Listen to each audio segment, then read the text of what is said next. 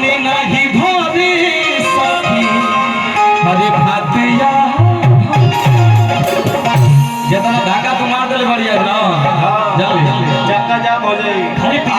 आराम ही ना लोग तेल निकल गए 24 घंटा ना चल में रहना सही लगातार हम लोग रहनी हमारो तेल निकलना सही हमारो का तेल निकल गए आराम में 3 दिन प्रोग्राम रहे हमारा पियासी मछली बना दे हर खुश नाही राही प्रेम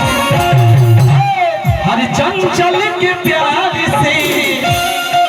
हर मन नाही भरे सखी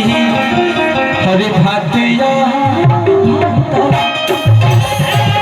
अब आगे गाना हर खुश नाही राही प्रेम चंचल के प्यार से मन नाही भरे सखी भातिया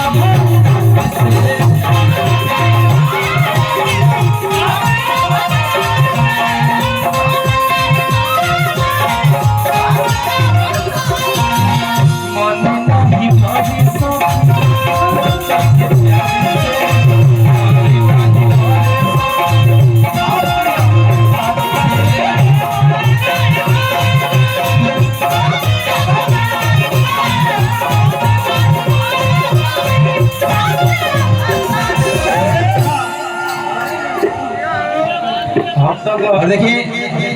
रविरंजन जी की तरफ से वीर के धरती बिहार को बटन थोड़ी भावनी के चाचा बिहार से बिलोंग करना कुंवर सिंह की धरती से वो भी वीरों की धरती क्या बात है जरा तरफ 1000 रुपया पुरस्कार बा चाचा तरफ से बहुत